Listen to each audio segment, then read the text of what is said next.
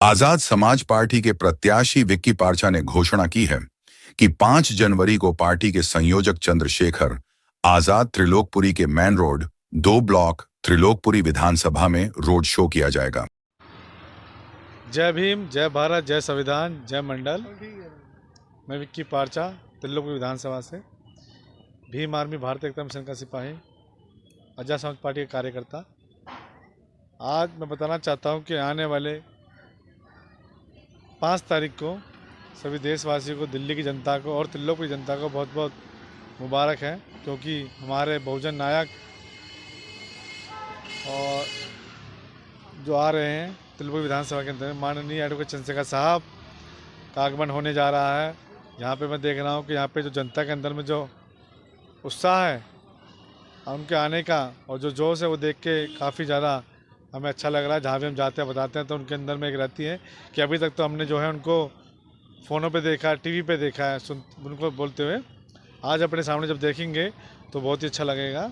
और 5 तारीख को आने वाली 5 जनवरी को दिन संडे है, इतवार है, 2 बजे उनका आगमन है। 2 ब्लॉक में वो आएंगे, वहाँ से अपनी रैली को हम लोग स्टार्ट करेंगे और पूरे त्रिलोकपुरी में घुमा के उनको 27 ब्लॉक में हमने उसका समापन कर रखा है, जहाँ पे वो आके त्रिलोकपुरी जनता को और त्रिलोकपुरी विधानसभा को संबोधित करेंगे आने समय।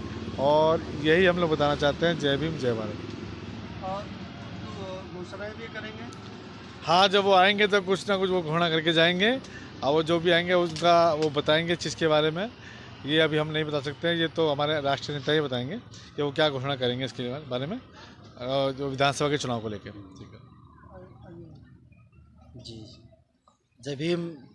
साथियों, 5 तारीख के कार्यक्रम को लेकर के बहुत गहमा गहमी है और विधानसभा नहीं पूरी दिल्ली के लोग जो है त्रिलोकपुरी विधानसभा में उपस्थित होंगे भाई चंद्रशेखर आज़ाद जी के लिए।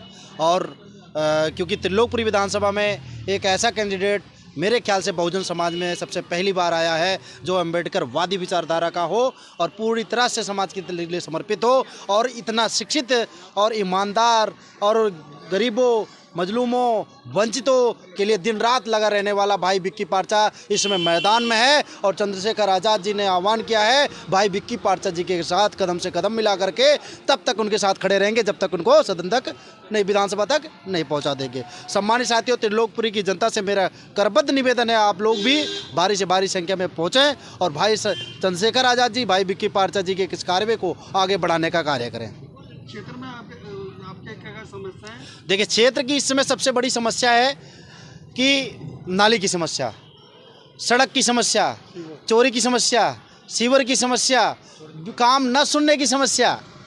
भाई क्या कहें, आज विधायक के कार्यालय में हमारे लोग जब जाते हैं तो विधायक जी यह कहकर टाल देते हैं कि कुछ दिन बाद आना या एप्लीकेशन दे दीजिए, हम देख लेंगे, अपने लोग को भेजेंगे। लेकिन आज तक कोई भी कार्य पूर्ण रूप से सफल नहीं हुआ।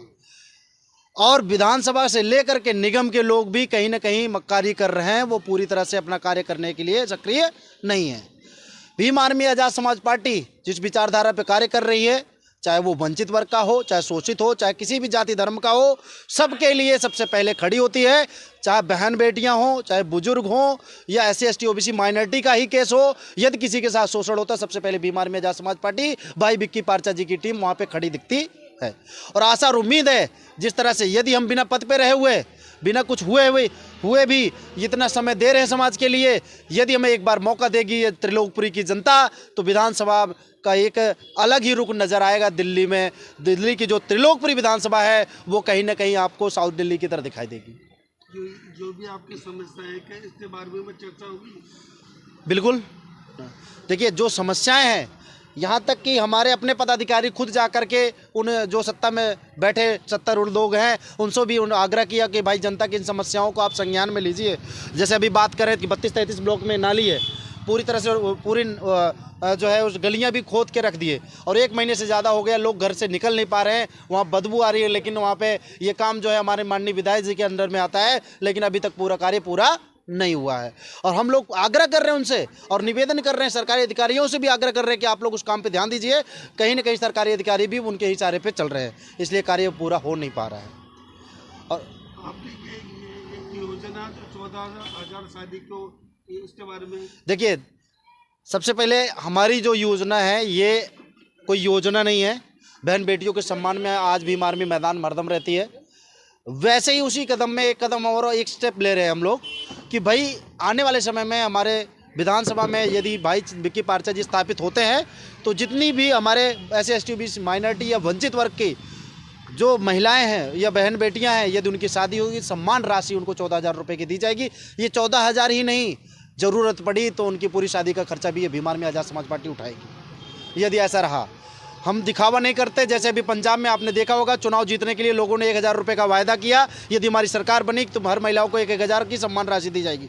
क्या अभी तक आपकी मीडिया ने देखा होगा, क्या अभी तक उनको 1,000 रुपये की सम्मान राशि मिली? नहीं मिली। और दिल्ली में जिस प्रकार से जुमला यहाँ भी लाया गया, 2,2,100 रुपये हर महिलाओं को सम्मान दिया जाएगा, वो कहीं ना कहीं फ्लॉप चला गया, क्योंकि मैक्सिमम जगहों पर यह देखा गया कि भाई महिलाओं के OTP लेकर के उनके पैसे ही गोल कर दिए गए। आपके न्यू अशोकनगर यही दिल्ली त्रिलोकपुरी विधानसभा में आता है, 5 लाख रुपए गए सिर्फ और सिर्फ ये OTP लेकर के। और कहाँ से? सिर्फ इनके ही कैंप से, जो कैंप लगा था 21 सम्मान निधि वाला योजना जो थी, वहीं से OTP लेकर के 5 लाख रुपए गायब हो गए। और उसकी कंप्लेंट भी महिला की, लेकिन अभी तक कोई सुनवाई नहीं हुई। तो 2100 की जुमले में ना करके मेरी माताओं बहनों, त्रिलोकपुरी विधानसभा एवं दिल्ली के जनता ये ध्यान दे, यदि केजरीवाल जी कुछ करना ही चाहते थे तो सबसे पहला मुद्दा जो लेकर आए थे लोकपाल बिल।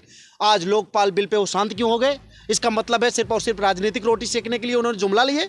और लोकपाल बिल पे पूरी सत्ता भाई पूर्ण बहुमत से सरकार है, उस पर बोलते क्यों नहीं है?